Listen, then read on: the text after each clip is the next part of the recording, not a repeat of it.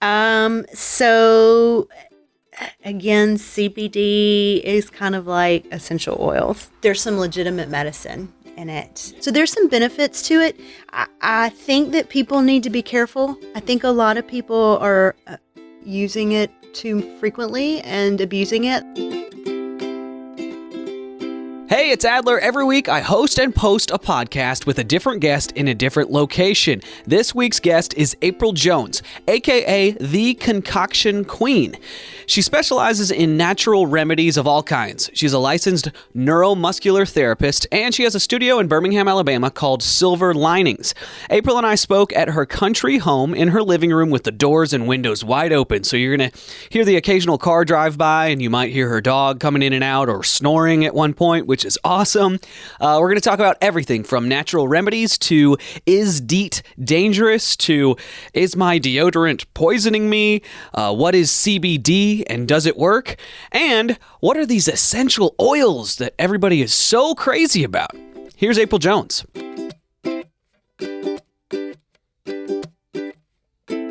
Okay, so essential oils is a distilled oil. Okay. There's the dog.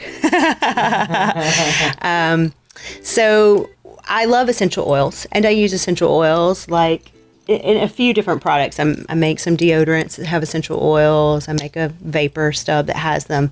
But I use minimal amounts. I prefer to infuse my oils.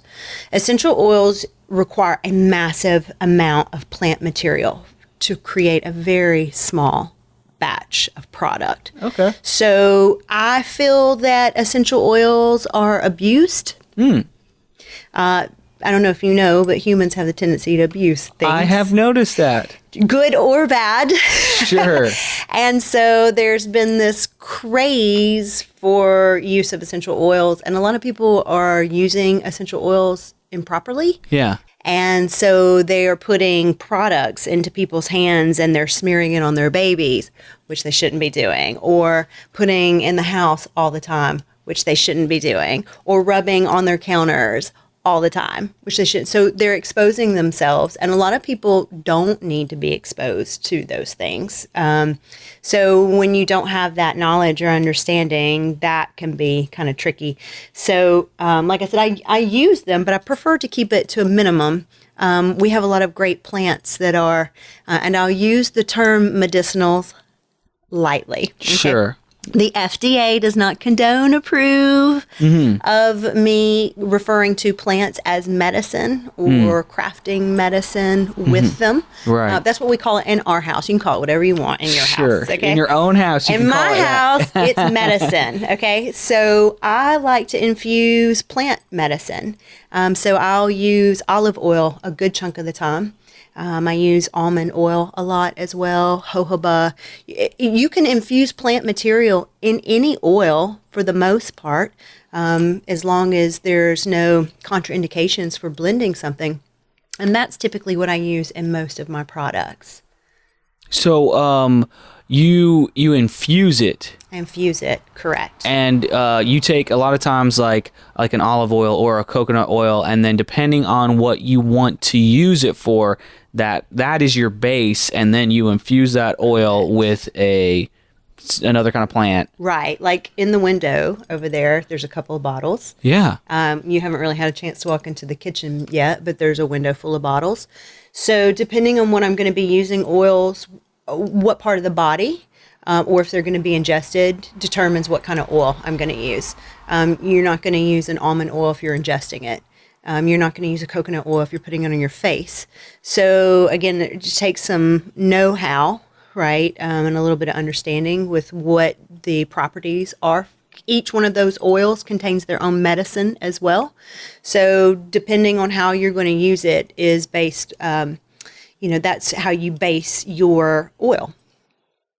And then you can do, it also depends if you're going to be using roots or stems or leaves. You can use flowers. You can use a broad assortment as far as the plant material itself to put it into the oil. But again, it really just depends on what your game plan is. So you might not necessarily have one when you first start. Sure. I didn't really have a game plan when I first started infusing oils. There were a couple things I knew I wanted to use. And since then, it's like, ooh, well, I actually want this part of the plant. So now I got to make sure that I harvest this so that I can make this. But that just comes with time. Sure. And how long have you been concocting? Sure. Concoction queen. So I've been concocting my whole life. Okay. Truly. I spent my childhood in the backyard gathering things and climbing into trees, and I had a little makeshift. I actually had 2 little makeshift kitchen areas in my yard and would smash things down and mix them and mash them, and that was fun to me. Yeah. And so now I get to do it for real. That's awesome. That's great. But as far as like officially, I guess maybe back in about 2012, 2013 was when I started getting a little more serious about the plants. And felt called to work with them. And so that's kind of grown. And then the start of last year was when I formalized the Concoction Queen as an LLC. Cool. Just because I was starting to generate so many concoctions. Yeah. And sales and... It sells, yes. Yeah. And I wanted to do it proper. God says, give Caesar what's Caesar's. And I didn't want anybody knocking on my door from Caesar's house. So I decided that I would do it that way so that I could honor the system. Yeah. Yeah. Why do you think there has been that gigantic explosion of essential oils and like people selling them, people using them? Because my mom would use, I think, peppermint oil on some of our undershirts as, boys growing up. My older brother and I, the armpits on our white t-shirts, we'd get them pretty yellow pretty quick, sure. And they'd smell pretty bad almost immediately, even after a wash. So she'd get this like mixture of, I think it was peppermint oil and something else, and just spray it right on the armpits before washing our clothes. Mm-hmm. And that really seemed to help. And then she would use it like you were talking about on countertops occasionally, like granite countertops and stuff like that. But that was really it that I saw like growing up. But then all of a sudden you just see it everywhere. Like people, like friends of mine, are now selling essential oils and stuff like that, and it's everywhere. Everybody's using it. Everybody's talking about it. Right. So what happened? What happened? There's trends in market, right? Sure. So I think we're moving out of essential oils. We're moving into cannabis trend now. Yeah. Right. So essential oils were the cure all, heal all, use all. Yeah. And unfortunately, some of the essential oil companies have gotten into a little bit of trouble. Some for false claims. Sure. Some because the FDA, let's face it, does not like them coming in on their coin. Right, totally. And then also because some were unethically harvesting. So it kind of put some shade on the industry. Mm-hmm. And so now, again, people have kind of shifted gears, and you're not going to hear as much about essential oils. You hear more about cannabis. And then after cannabis, the craze runs its course, then it'll move on to something else. I think essential oils, because one, most of them smell pretty good. There you go. Yeah. So if something's kind of like food, right? If it looks good, it smells good, and it tastes good, people want it. Yeah. Essential oils, for the most part, smell good. Some of them taste good, and so people want it. And then when you go talking about all the medicinal properties of these plant constituents, and people are like, oh, well, I need some of that. So I think because people are really looking for more natural alternatives to taking care of their home, taking care of their health, taking care of their bodies, the essential oils are appealing.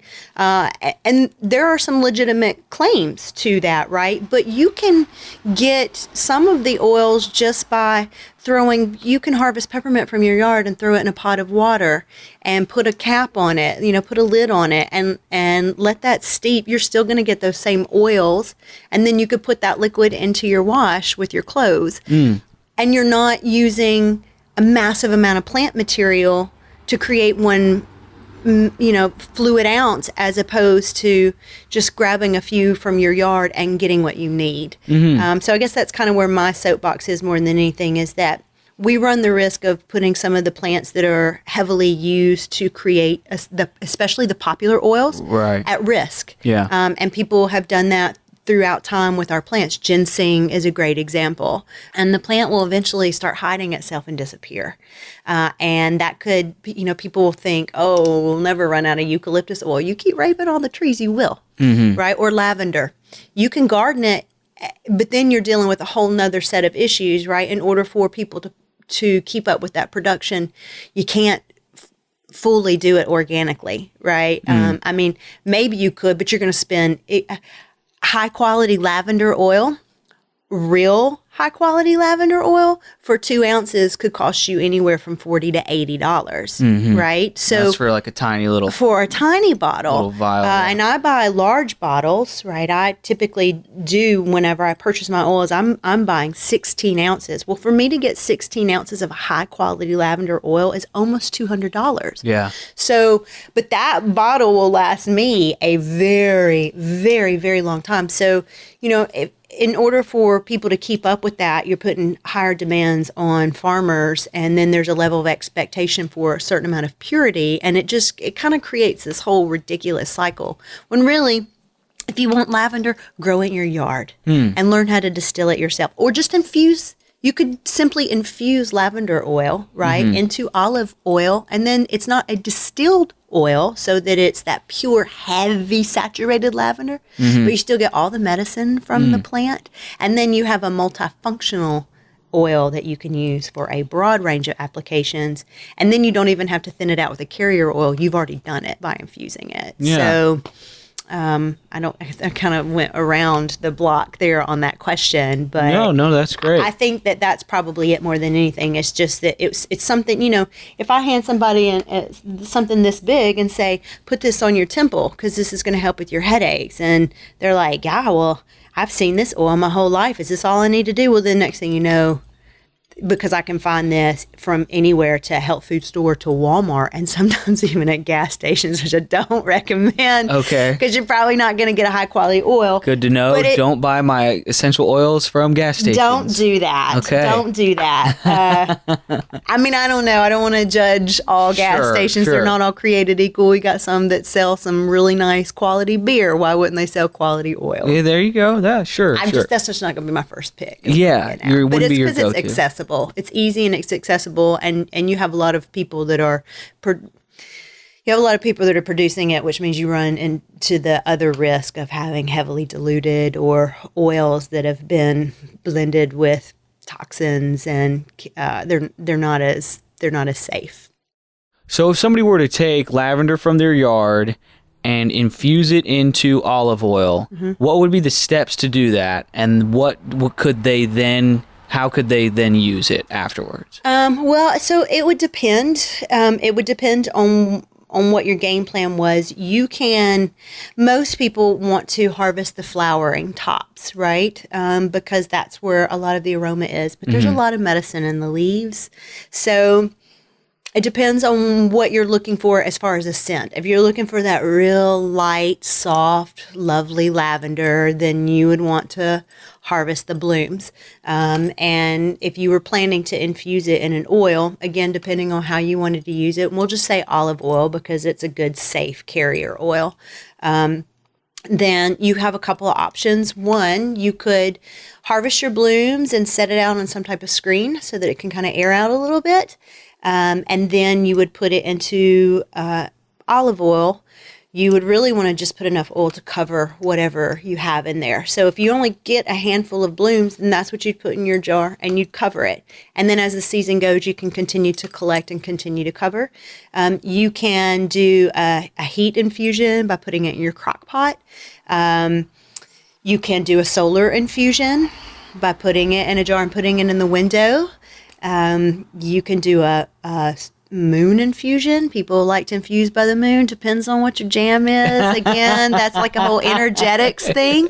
So there's several different ways to do it. If you were going to use fresh plant material though and wanted to bypass putting it on a screen, right, because you just couldn't help yourself and you were eager to get it in there, then you wouldn't want to cap it because then you trap moisture and that will make your oil rancid and it will grow all manner of bacteria. Sure. So you would want to cover it with some type of breathable lid, so to speak, so a coffee filter or a muslin cloth or even just a towel, just something that would allow the moisture to escape.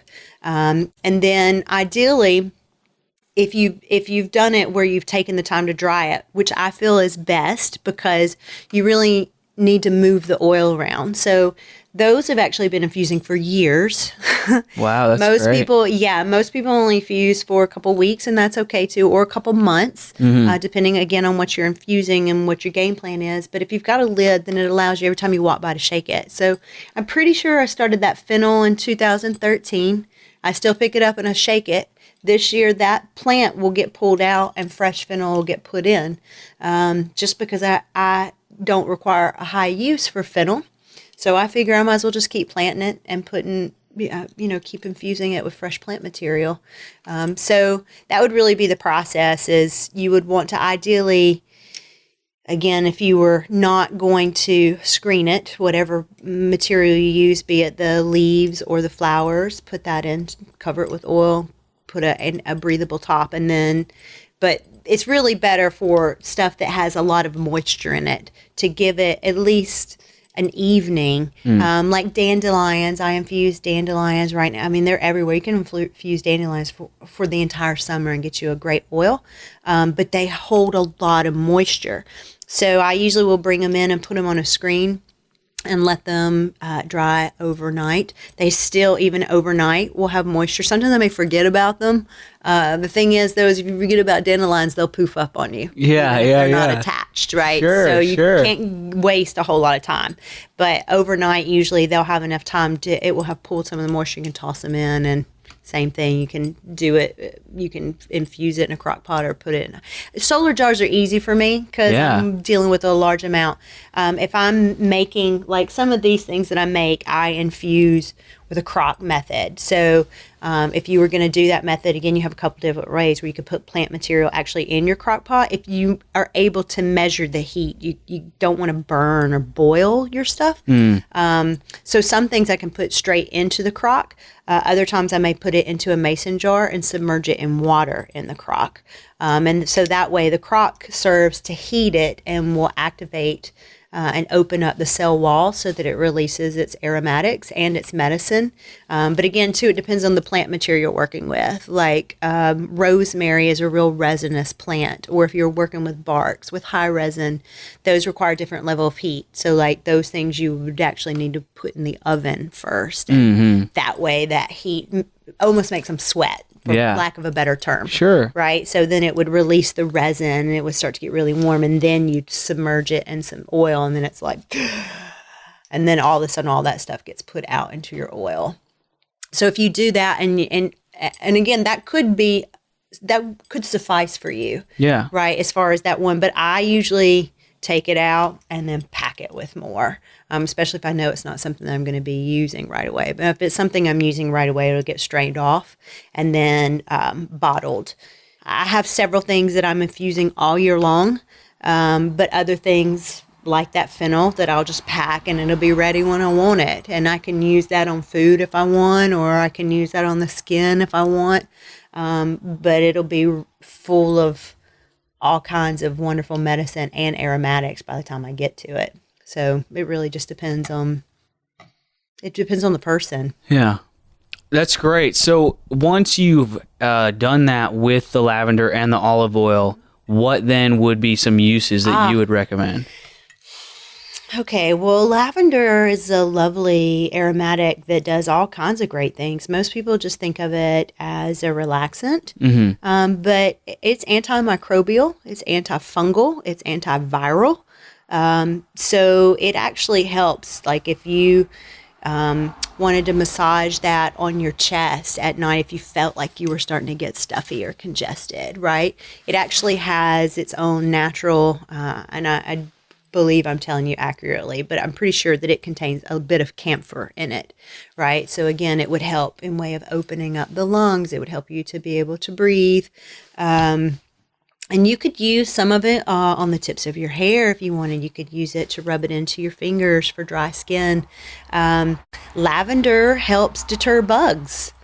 So if you were going to go out in the woods with you and your dogs, you could put some on your dog's coat and you could put some on you too. It's not as strong as it would be if you did like a synergistic blend and mixed it with some other things. But lavender can stand on its own as far as deterring, especially if you created a really fragrant infusion, then it would do pretty well to ward off mosquitoes, a mild season of mosquitoes. Sure. Which we'll see how this season goes. With Mosquitoes all the love me. moisture. I don't know if they love that has you. to do with your blood type, you know. I didn't know that. No. Yeah. It's all blood type? I thought it was just because I was a sweaty, stinky guy. Well, okay, so they like certain blood types. Don't ask me. They like certain blood types. Lice like certain blood types, right? So they Is this a bad time as I'm sitting in your house? Is this a bad time to let you know how bad my lice is? Yeah, but I make something for that. Okay, so if good. so, it's okay. I'll be Good, spraying we're down covered everything. then. And then make sure you've got something in your hands before you leave. No, I'm just kidding. Yeah, so where were we before we were saying that? Sorry, I was talking about lice, but you were talking about We're talking about mosquitoes and lavender. Yeah, so it can help repel some critters. How do you feel about DEET? I don't like DEET. I heard it works pretty great, though. Well, but why would you use it when there's plants that have constituents that work better than DEET and don't harm you Right. or your body? Or I've heard crazy. I've heard bad stuff about DEET, and I realized that it was in a lot of the stuff that I was using like all the time for getting out in the yard and stuff like that. So I try to avoid DEET now. Yeah. So DEET is. I don't want to poo-poo anybody's products. Okay? Sure, so I won't sure. name any. Sure. But DEET is it's toxic. It is. Yeah. So you don't want to put anything unnecessarily Toxic on yourself. you Yeah. or your body or on your animals, right? And a lot of people spray down their animals with DEET products too. So there's a lot of natural things that work. American beautyberry, actually, which is a native plant that we have, is a wonderful plant. And you can use the entire plant, but the leaves and the stems in particular help deter ticks, fire ants, mosquitoes. I use it in my critter remitter. It's wonderful. And it actually smells. I like the way it smells. It almost has a citronella, which citronella is actually a fragrance. There is a plant called citronella, but citronella is a fragrance. It's there's a chemical composition if you're referring to citronella. Here's the thing. A lot of those were made to replicate plants, right? But when you have a product that allows for chemical consistency, then you've got something that ends up on the shelves because people can depend on its predictability. When it comes to plants, even if you knew the great plants, if you couldn't find that plant that year, then you're at the mercy of Mother Nature, right? So that's why we've got these products that have evolved over time. Beyond, like Skin So Soft was a pretty mellow and safe, natural product. For us, that's what we always used, really, until maybe in my early 20s when it seemed like our bugs got a lot stronger and a lot more aggressive.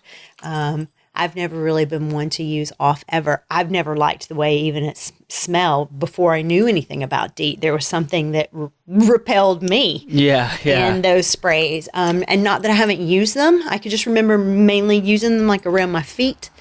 But I try to stick away from those. Oh, that was how we got distracted. We were talking about the blood types. Yes. You said because you thought you were sweaty and stinky. Yeah. They do like stinky feet. Oh, okay. So Well, if you go. have strong odor that comes from your feet Yeah. or strong odor from your pits, Yeah. then more than likely they're going to be attracted to you. I consume a lot of garlic. That helps. That helps repel them? Yeah. Okay, I love Because garlic. Where does that come out of your body? It comes right out of your pores. Right out of your pores, and they don't like the smell of it. So it's a good natural. So you do that. Why not infuse garlic and lavender and then use that for your bugs? That's a good idea. repellent. And the lavender will help cover the garlic a little bit, to at least our noses, maybe? Yeah. Okay. For sure.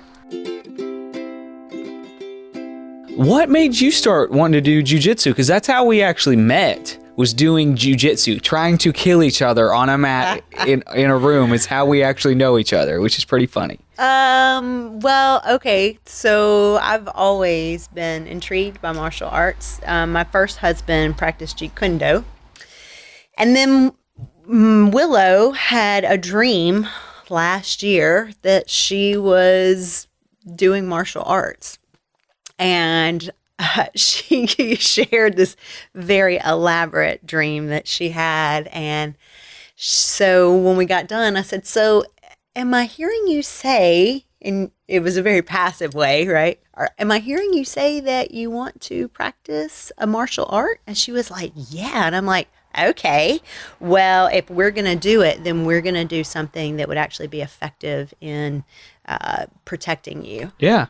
Especially being a single mom. Yeah. And have raised girls, very mindful all the time in way of our surroundings and who we're with, and thinking of protection, especially for myself as well. I'm out in the woods a lot by myself. So I'm not necessarily concerned about someone coming up on me. In fact, I'd love to be able to wrestle a bear if I had to. Honestly, that's kind of my thoughts is David did it. There you go. I can do it too if I had to. I'm not asking for that, Jesus. But so that was kind of, so when Willow said that she wanted to do that, I was like, okay, well, let me look into it. And I was familiar with jiu-jitsu and felt like it would be a really effective form. Again, it's my mind more than anything, just thinking, how could I equip Willow? I have a tall, beautiful, smart young girl, and she's eventually going to be outside of my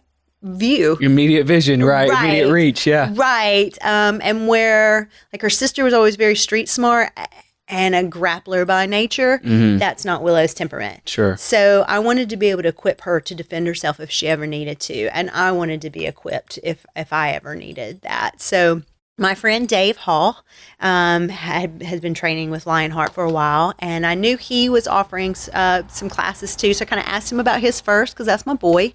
But he didn't really have anything for kids. Sure. And I was looking for something that was a good fit for us both. Yeah. And when I went to Lionheart's page and read about Coach and kind of understood the dynamics, I was like, this feels right. And then whenever he and I spoke and I came in there and I knew he's a believer, I knew what his heart was for that tribe, I was like, this is it for us. So we decided that was where we were going to train, and now we love it. And so and it's kind of our sport together. It's like Team Mom, Team Willow, you know? Cool. So that's why we started, and that's why we keep going, and we love it, and we're getting strong, and I feel confident we can go anywhere as a single mom. Again, you know, I don't have another set of eyes. I'm mom and dad. Yeah. So to know that Willow is equipped has given me a sense of peace when we go somewhere and we're in a group with people that I don't know. I don't feel like I need to be scoping the room all the time. I feel like, one, Willow's got enough sense now to have an idea to know what to do, and if she needed to handle herself, especially after watching her for almost a full year roll with some of these boys that are her size, I think she could handle an unequipped and untrained boy Right. without any problems. That's So, awesome. Yeah. That's great. Yeah. Yeah, we were talking at the jiu-jitsu tournament how we are, we're testing ourselves against fellow trained people, so they kind of know what's coming. So if you test yourselves against trained people, against untrained people, ideally you do way even better. All of this would work idea, even better. Right? Yeah. Hopefully. That's right. Hopefully. And you mentioned it on Saturday when we were talking.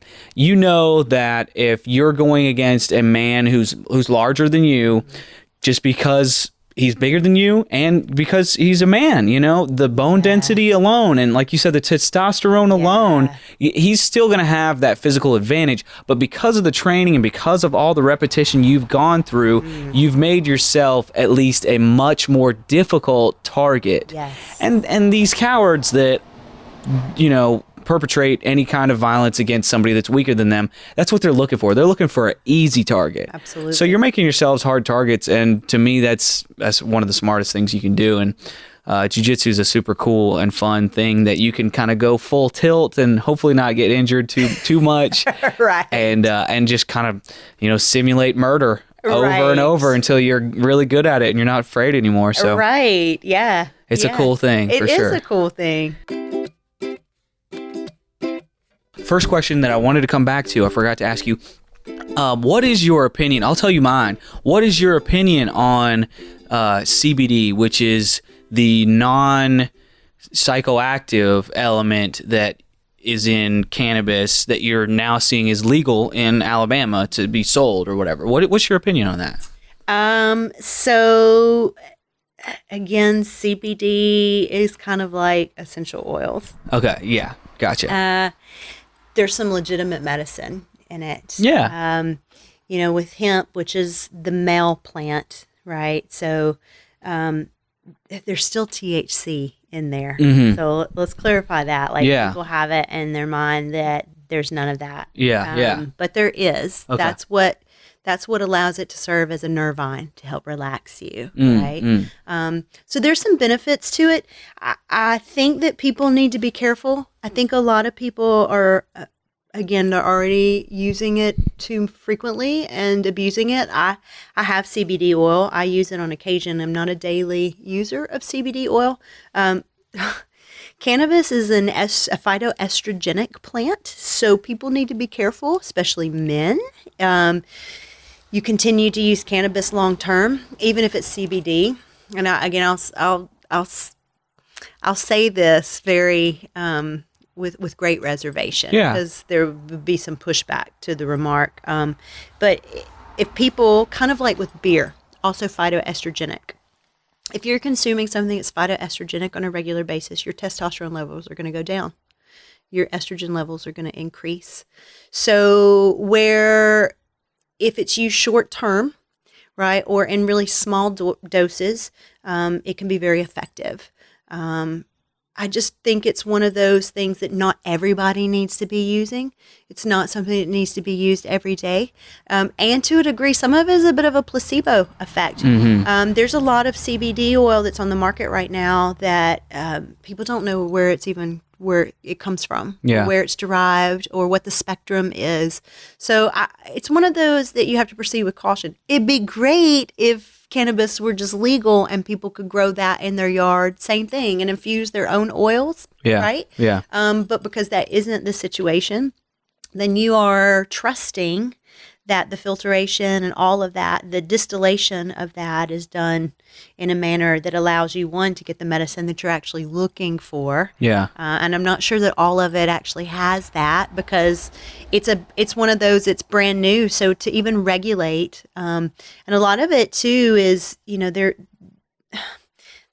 has to be a level of guesswork. There's a science to it. And our government's been studying that plant since the 1800s. Right, right. It's in some of our old U.S. pharmacopoeias, pages of it, actually. Yeah. So it's not like it's not been looked into. I just think that it's one of those things that people just need to proceed with caution. Yeah. Like with anything can be used or abused. So I'm not. I think it's great that people can get their hands on it, right? And I think that it has some legitimate uses. I have a hard time with any plant or product being promoted as a cure-all, heal-all, be-all, end-all. Yeah. I'm really a strong believer everything was created through Christ. So including cannabis, that was created through Christ. The chemical components and constituents are legit. But if you're not careful and it's not used with wisdom and discernment, then you run the risk of you just run the risk again of just use, abuse, and overuse. So I'm not against it. I think it's great. I just think that people need to proceed with caution. People are giving it to their animals and they're giving it to their children, and again, it's okay to do those things in small amounts. I think it's one of those that people, it's a really fine line. It's a really fine line. Yeah. So I feel like I kind of spoke out of two sides of my mouth, and maybe to a degree I am, because I feel that way about a lot of plants, not just CBD. Sure. Yeah. So it's one of those where it's like, it's a bittersweet. Yeah. It's a bittersweet. So I guess my opinion is really kind of mixed on it. Yeah.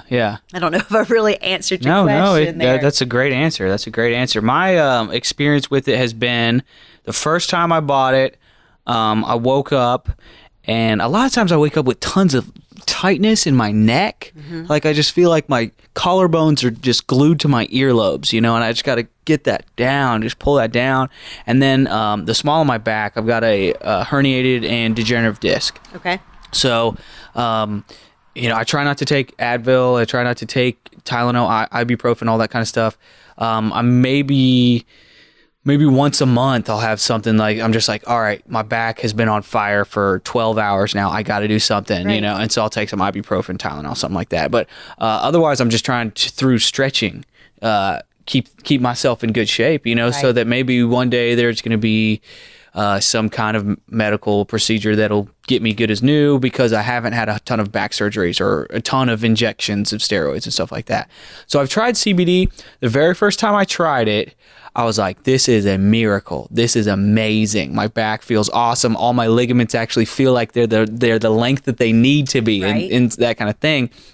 And then I bought it again, and it just seemed like I was almost back to normal. I was, it just seemed like it stopped working for me. So cannabis is a plant where you can develop a tolerance. Yeah. So even in CBD, which isn't really talked about, right? But even in CBD, if you start off at a certain dose of that plant, then the likelihood, if you're using it on a regular basis, is that you're going to have to increase the amount that you take. Yeah. That's just like a beer drinker, right? Yeah. They might be able to start off and, or like a young girl, especially, her body fat to muscle ratio looks really different, right? So when she takes one bottle of, consumes one bottle of beer, she's done. You're right. But if she did that every day, eventually that one bottle of beer is going to be like a bottle of water. Right. And it's the same for CBD. Yeah. So there is a tolerance that can come with it. It doesn't mean that it's not still working, but as far as feeling, right? So that's kind of like so like the oils we were talking about earlier, as far as infusing, a lot of times because people are used to that such a strong aromatic response when they open the bottle, that they think if they're going to infuse it, it's going to have that same, and it doesn't. And so they think, oh, well, it doesn't smell like the other, it must not be as good. No, it doesn't show up the same. Yeah. So it's the same for the CBD. You still have THC in that CBD oil.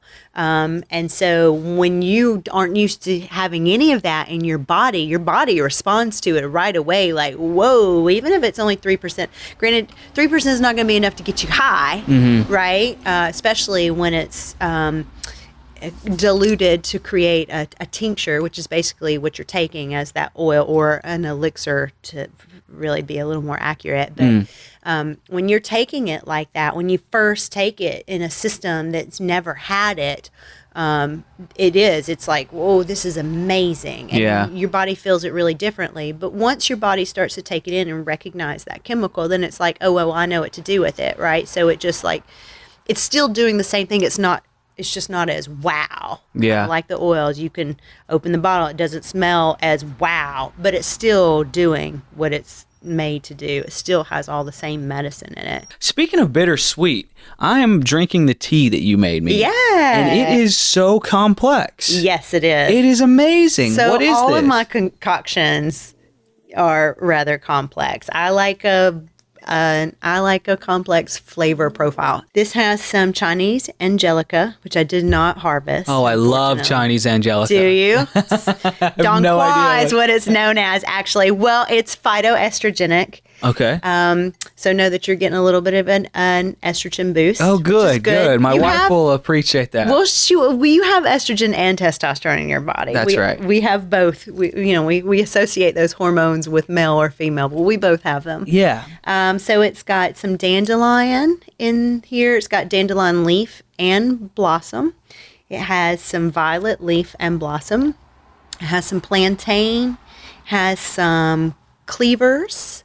Has a little bit of ground ivy. And then I infused some green tea this morning to make my first batch of kombucha. I've never made kombucha, but I decided I was doing that today because I spend way too much on booch. Sure. So I have some green tea with some honey, and I'm trying to think if there's anything. Oh, there's some licorice root in here. Got it. Yeah. I'm And red tasting clover. That's the other thing. Okay. Red clover. It's very good. It's so good. Thanks. I like it. So again, see, it's mild, good. but it's got a great, right? Like if you had each one of these herbs on its own and just infused it, it would be really mild in flavor. In fact, it would just have a hint of flavor. You put them all together, Yeah. and it's like, Nice.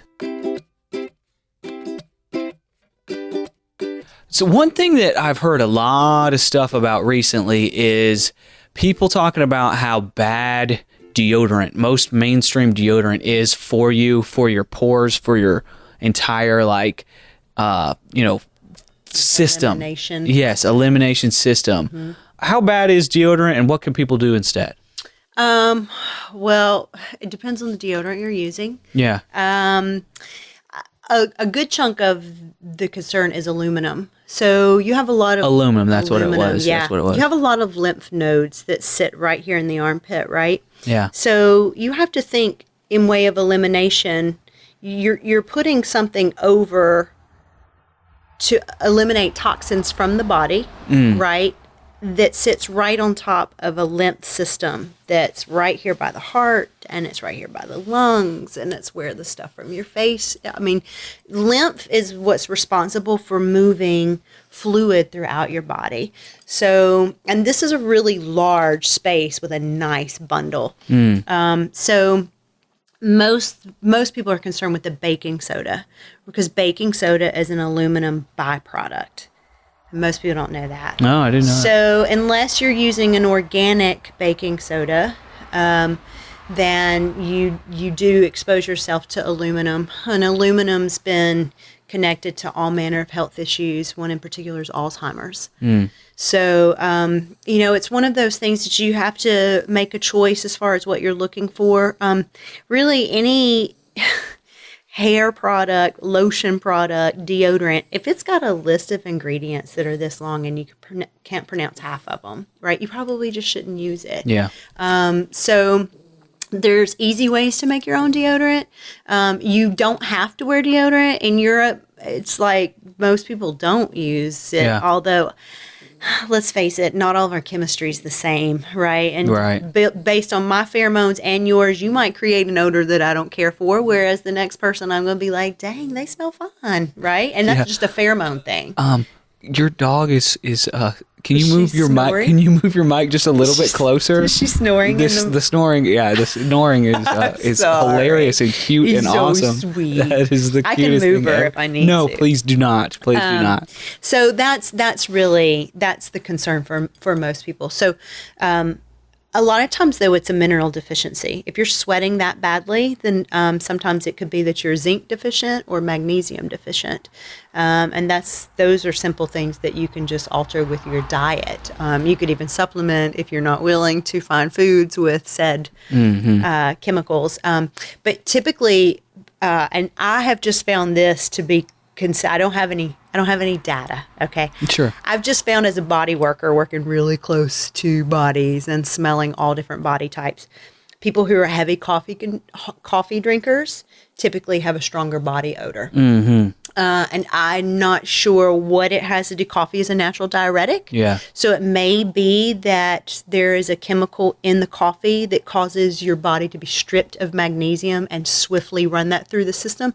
I don't know. Like I said, I don't have any data on that. Sure. But I know that for my people that drink multiple cups of coffee, their body odor is strong. Sure. Their armpits smell strong. Their feet smell strong. Yeah. So if it's just something as simple as backing off the coffee, which I actually shared this with one of the gentlemen in Jiu-jitsu, and what his response was, so what I'm hearing you say is I need to wear more deodorant.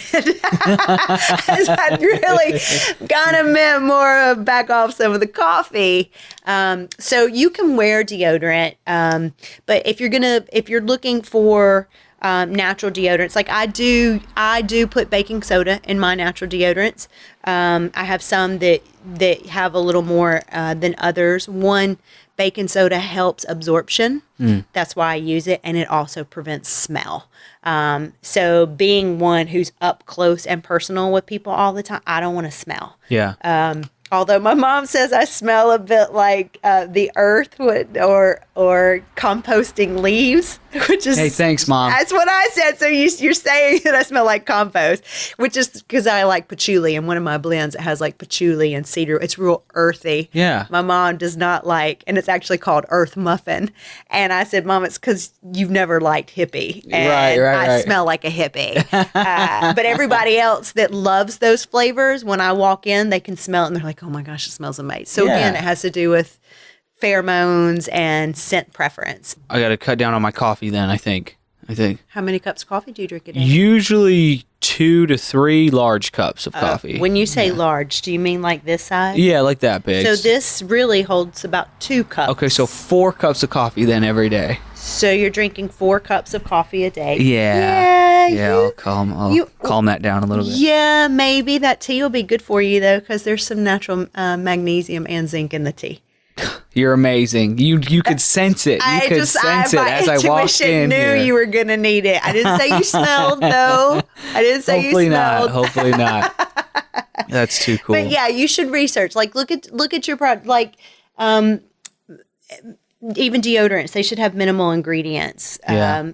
Arrowroot powder is something that's great to use in lieu. You can actually dust arrowroot powder on. Yeah. And it helps in way of absorption. Yeah. And will help cut down. So if you were looking to like really eliminate deodorant, that could be something. Some people use vinegar on a cotton swab, because vinegar is a natural deodorizer. And then some people do use essential oils. So if you were into that and wanted to smear yourself in some of them, if you're going to do that, put it in a carrier oil, please. Yeah, weight it down or water it down dilute or it. dilute it. Yeah, you need to dilute it because, essential oils are really volatile. That's what they were originally called, volatile oils.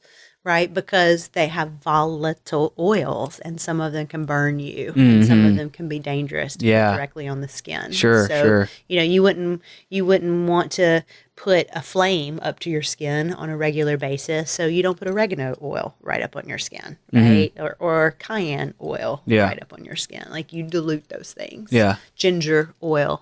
So, yeah. Speaking of cayenne, in closing, you helped me out with a, I don't know what you would call it, not a balm or you just like a salve or something. The troubleshooter. The troubleshooter. This bad boy. Yeah. Yes, it's got cayenne and it's got letters so small that you can hardly read anything because of the letters. the labels. But the words are like actual words I know, they're not like monogluminating chromium. Right. Like I'm going to use, forgive my old eyes here. I say that. Yeah, like everything on here you should be able to recognize. EVO. Do you know what EVO is? No, what is that? Extra virgin olive extra virgin olive oil, of course. The number one ingredient in here. Right? Sweet almond oil, because we're not eating it. This has licorice in it. Nice. Right? So that's a part of the fragrance in it. Turmeric, arnica, fenugreek, ginger root, cayenne. This does have essential oils of oregano and peppermint, as well as rosemary. Minute amounts, but it does have some of those in there. But everything else, minus the licorice root, I did not forage the licorice root, but like and I didn't forage the fenugreek, but I did infuse. Like all the oils in here were infused by me, and several of them were harvested by me. So Too cool. Yeah, I'm glad that it did help you. Did it help you? It did. What I felt when I put it on is my ankle, which is like in the super tight, sensitive, weak stage of, I twisted my ankle so bad I pretty much ripped it off. But when I used your troubleshooter stuff, it felt warm and loose. If I just had to describe it, it's just like, all right, this is warm and loose. Yeah, you know, perfect. That's what it does. The oils in there are warming oils. Yeah. The peppermint is a cooling oil, but the rest of them are warming oils. So the peppermint gives it an icy hot. There you go. I was like, yeah, this feels like icy hot, but without like the chemical burn. Yeah. Right. Well, good job. Yeah, thank you. I'm glad it helped. You said that you and your wife used it on your neck afterwards. Yeah. That helped too? Yeah, we both have terrible posture, and we both like keep our shoulders like way up by our ears, and we sit and at our jobs all day, you know, that kind. She's a teacher. I'm editing most of the time on a computer, so yeah, it's important to learn that physical, you know, yoga stuff, and then try to, you know, it stay as natural as you can, you know? Right, yeah. Like we both try to do that, and we try to stay away from like, cause that stuff is super medicine. Like it works. So you want to be able to have it for when you need it. Right. Not be already pushed to the limit. Correct. In your 20s or 30s or 40s or 50s even. It's like, all right, we need to give him something in the hospital. Let's give him the real deal stuff because he really needs it, kind of thing. Right. So, And that's when you want it to work. yeah. Right. Yeah, there you go. You want, if your nerves aren't dulled out because there's been something pushed through it all the time. Yeah. When you need something like that, then it'll work. Just like aspirin. If you don't use aspirin all the time, you really only need one. Yeah, totally. At least that's my experience. I don't hardly ever use it unless I have like a migraine. And usually I just need one. Yeah. Because I don't hardly ever take it. Yeah. So that's the beauty of like over-the-counter medications are there's a time and a place, right? Western medicine, there's a time and a place. Like if I'm going to have major surgery, I want access to major drugs. I don't, you know? Yeah. Not that I don't think that I couldn't get into a state of meditation and prayer to see me through it if I had to. Sure. But if I have the choice to be put under Right. while you have to cut on something, I'm going to want the big pharma drugs. There you go. Grateful for. So time and place. Yeah. Time and place. For sure. In all things. So how can, because you do concoction classes. Yes. At times, what would be a good place for people to find you, and then just kind of on their own time? Where's a good like resource for like information as far if people want to try to start doing some of this stuff on their own too? Well, we have a few really great instructors here. Depends on what they're looking to learn. Mm-hmm. I have been fortunate this past year to have Daryl Patton, who's known as the Southern Herbalist, as my mentor. Oh, he cool. has a school. Phyllis Light, she is trained. Both she and Daryl trained under a gentleman named Tommy Bass. And so both of them are well-versed in Appalachian folk medicine. So if you were looking for herbalism in particular, Daryl or Phyllis are who are close at hand that I would recommend. Yeah. And maybe at some point down the road, I will feel equipped enough to be held in set esteem. For me, as far as if people wanted to get in touch with me, I'm on Instagram as The Concoction Queen. Make sure you put the, because I've since learned there's a couple of posers that have created an account. There. Right? Come on. Like, make your own name up. At some point, I'm putting a concoction book together. Awesome. So yeah, I'll have a recipe book, and I actually have several books. But if I promote that, it'll be on Instagram. Cool. So cool. that really would be the best. Yeah, your Instagram is amazing, and Thanks. I just read like 2-3 posts, and I'm just like, all right, I got to talk to this lady. She puts together some amazing meals and amazing. I don't want to call it medicine. In this house, you can call it medicine. Well, you put together amazing We're meals. not responsible outside of these walls for what people call it. There you go. In this house, we call it food medicine. Okay, and that's amazing. Like you're grabbing stuff from your yard and putting it in your breakfast, and that's I'm right. like, that looks amazing and delicious. So And it is. yeah, and it's good for you. And it's good for you, and it gives you all the nutrients and minerals that you need. God put it right outside your door. No market required. No money and no market required. That's my jam. That's it for this episode. All the links, more information, and more episodes can be found at Adler.tv. This week's featured nonprofit is the Make-A-Wish Foundation. They work to make life better for kids with critical illnesses by granting wishes. For children battling a critical illness, a wish come true can be a turning point in their lives and give them a little more emotional and physical strength to keep fighting. So whether it's a trip to Disney or becoming a pilot or becoming a car designer for a day or meeting their favorite athlete or celebrity, it's a huge break from hospitals and exams for the child and their family. So to donate, volunteer, or for more info, go to wish.org. Next week, my guest is a husband and wife that sold everything they have to move into a tiny RV and live on the open road. Sierra and Sam traveled the U.S. for almost a year, jumping from national parks to hot springs, from Florida to California. And next week, Sierra is going to tell me what it's like to live the van life. Thanks for watching, for listening, commenting, liking, sharing, and for caring. See you next Thursday. This has some Chinese angelica, which I did not harvest. Oh, I love Chinese angelica. Do you?